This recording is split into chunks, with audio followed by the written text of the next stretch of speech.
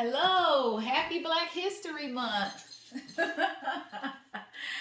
Today's topic for Black History Month is called A Visual History of Iconic Black Hairstyles.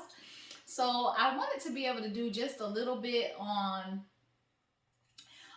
African hair, African American hair, African descent hair, whatever you want to, categorize it as. But I'm covering some of the history of African American hairstyles. And this was so much fun. I have to tell you, I'm enjoying doing this Black History project. And I hope everyone is enjoying the videos. Thank you to all of the people that have contacted me. Some of the ladies, you have contacted me with pictures of you in your caftans. You look beautiful. And thank you for some movie suggestions. They are wonderful. So, just to talk a little bit about African American hair, I felt like it would be most appropriate to do it on my hair wash day. So, yes, I got up myself this morning and I had my hair wash day, and this is all me. This is all my hair. So, essentially, when you see me and my hair looks different, I'm wearing a wig. I'm wearing a wig, or I'm wearing a head wrap or a head covering or a hat or a scarf or something. But underneath whatever other hair attire, this is my actual natural hair. So just a quick little history about hair. From what I was reading, it was saying that black hair began to be noticed actually in Egypt with the kings and queens, and it talked about Queen Nefertiti. But there is some discrepancies in the information about whether or not Nefertiti was of African descent or full Egyptian descent. So there's some discrepancies about that, but our royalty and royal heritage and the styles of updos and putting our hair up, which was a status hairstyle, actually came from Queen Nefertiti. And then the twisted locks. The twisted locks started, it says here, within the 20th century. And that's what we were told. But actually, from what I was reading, it's been about 2,500 years ago. And the Hindu people actually wore twisted locks, and it's in their history. And then it transgressed over to the Africans, and then they began to wear twisted locks. And then also over to the islands, and then they began to wear twisted locks, and that would be like dreadlocks. So I pulled out some different hair pieces that I wear. So these are actually some of my hair pieces. So twisted locks would actually be hair that is twisted like this right here.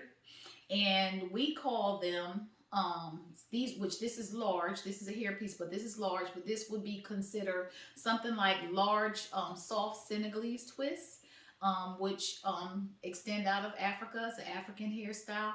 And then if they were coiled really tightly, then they would actually grow out the hair pattern, and it would grow out like dreadlocks. So twisted locks can be grown out into dreadlocks, and that's kind of what they look like. And most people these days have seen dreadlocks because we have a lot of people that wear really beautiful dreadlocks. So that is on the dreadlock, and I'm going to have to move it out of the way. Intricate braids. The intricate braids, which in our history now we call cornrows, were actually years ago called cane rows. And the reason why is because of the way the braids are wefted actually looks like what would be on corn. And so for the cornrows, which my hair is not braided now, but for the cornrows, I do have a cornrow wig, and And y'all know I'm a wig girl. If you don't know, you will know today.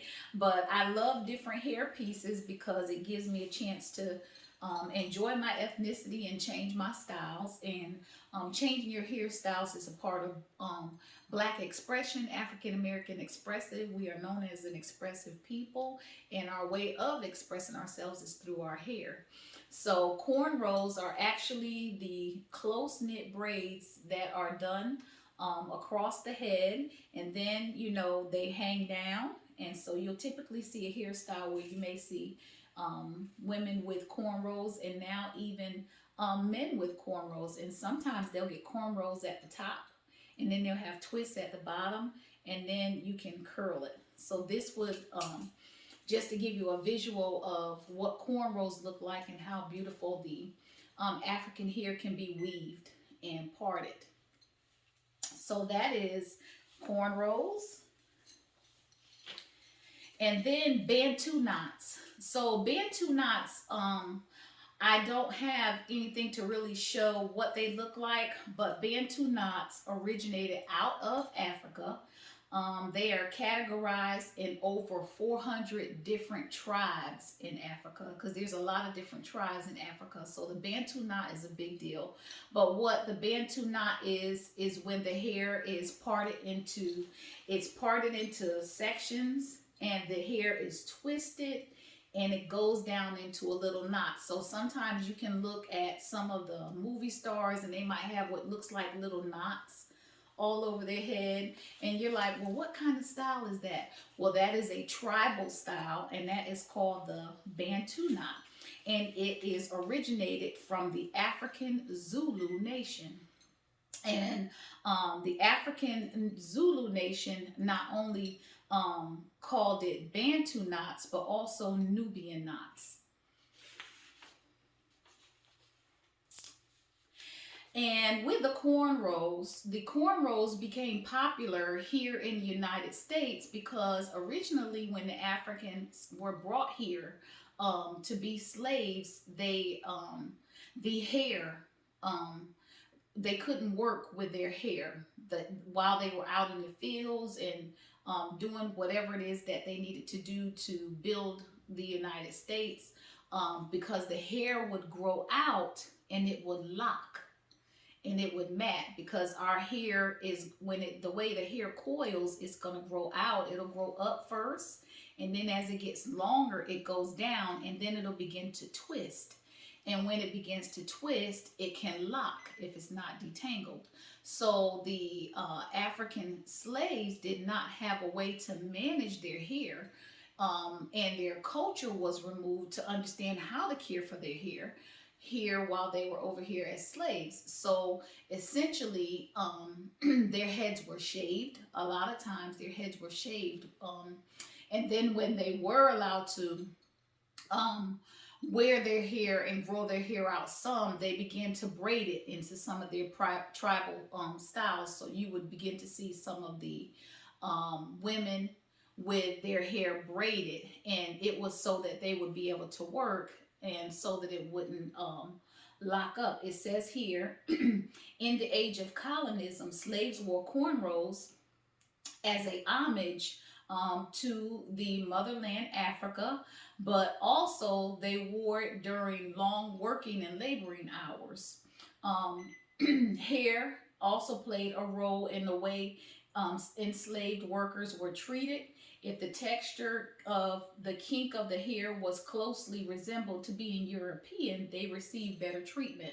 So some of the Africans that had softer hair that seemed more manageable were treated a little better versus the slaves that had hair that was more coarse and not quite as manageable. So there was a lot of different things that happened, with the hair and the culture of hair. And we know with Black people and people of African descent, our hair, you could have 3 or 4 textures on top of one head. I have, I think, 4 different textures even in my own hair. So it just depends on what you had.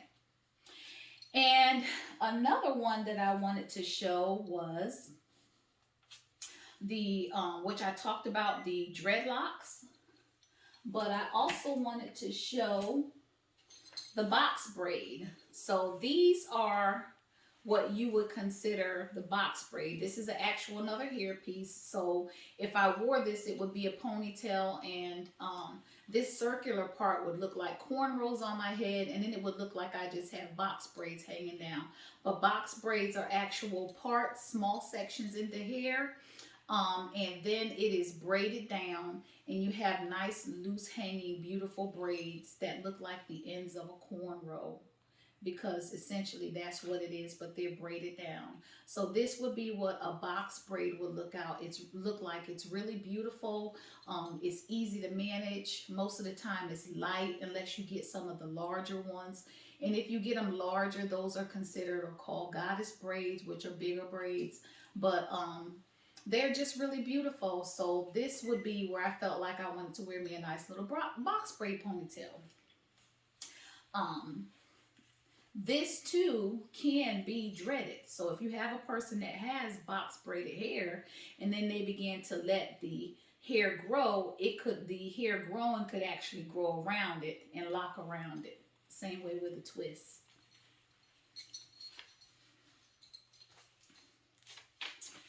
And the afro. So the afro is what I'm wearing today, and I'm featuring the afro. I didn't braid my hair up intentionally because the afro is and was considered in the 1960s and 70s a part of the civil rights movement. It was an opportunity for African Americans to speak about what they felt about their liberties and justices here in the United States with their hair. So it says here, there came a rise of the natural hair movement that encouraged Black communities to accept their hair the way it is and turn away from hair damaging products. And it says here, popular icons of the time, and these are some of the stars that supported the natural hair movement back in the 1960s and 70s. Angela Davis, Jimi Hendrix, and Diana Ross. And I'll tell you what, y'all, I got online and I looked at some of the pictures of Diana Ross. Oh my God. And the afros were just so beautiful. So this style is where I have washed my hair and conditioned it. I put some moisturizer into my hair and a little bit of mousse to kind of just help it to set in place, and picked it out. So this is the afro.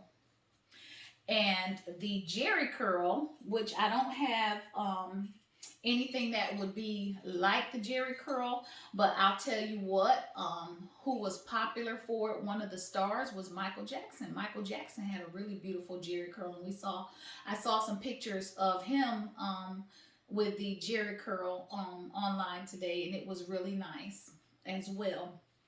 And this piece right here is a natural hair piece. So this is one that I could literally pull my afro back and then, have it back here kind of like in a bun, and it would look like an afro. So this is a piece that is considered also an afro. And what's so nice, and the reason why I pulled out some of my hair pieces, is the fact that, the United States and people all over the world have acknowledged our hair and the differences in our hair, and they are making all kinds of wonderful products and different things to support the ability of the African American woman and man to go and wear their natural hair and wear it in really beautiful ways. So this here is a really nice piece. It's one of my favorite pieces. Just looks so pretty when it's on, when the natural hair is pulled back and you have a nice little bun in the back. So that's my little afro bun. And shape up and fades. Shape up and fades were primarily in the 80s and 90s, and that was, where you would see the young Black men, they would get their hair shaved on the side, and women too, and they have a nice little box haircut. Those were the shape up and fades. And for a woman that was popular, that was a star that wore shape up and fade, was Grace Jones. And then for men, the Will Smith off the Prince of Bel Air, he was famous for wearing a very nice box at the top and a fade on the side. So um, that's just a little bit about black hair and hairstyles. And then hair care. I just brought out a couple of different types of combs, and specifically for the afro. In order to get a afro shaped right, you need to have an afro pick. You can try to do your afro with a comb, but it's not quite gonna go the way you need it to go. But this is an afro pick, and this is what African Americans use to pick out their hair and shape it into an afro. And then I have a couple of really nice wide tooth combs. And the wide tooth combs are used because moisturizing and detangling is the main thing with our hair. And if you have natural hair, then you need to have large wide tooth combs so that you don't break the hair shaft and break the hair off. And parting for the hair, parting for the natural hair, so that you don't snatch and pull and break on it, you need to have this portion of a comb, and this is called a rat tail.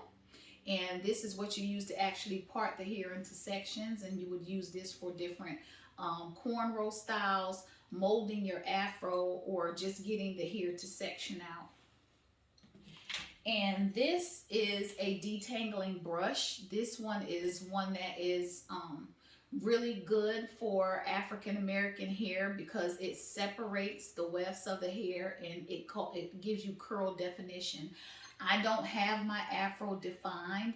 If I wanted it defined, I would moisturize it and twist it and then pull it out, and that's called a twist out. But this is also a way to define the curls to the afro to really show the curl pattern. And last but not least, this is a bonnet and this is a head wrap. So a head wrap is and this is just one style. There are many styles because you could actually use just material as well, or gillies that I talked about. But this is a head wrap, and head wraps are beautiful pieces that you can use to cover the hair if you are, in between washes, working out, not a good hair day, anything like that, or just for fashion. This is a head wrap. This is a hair bonnet. A hair bonnet is for sleeping. A hair wrap is for going out. So if you're going out somewhere and you want to wear a stylish hair wrap, then this is a hair wrap. When it's time to get ready to go to bed, you want a silk. The inside is silk so that when it slides across the hair while you sleep, it doesn't break it off. But this is a hair bonnet. This is for at home cleaning the house, sitting around watching TV, or getting ready to go to sleep. So there is a difference in what you can wear on your hair depending on what your activities are. And that is all I have on hair, and I am still enjoying Black History Month. Happy Black History, y'all. Bye-bye.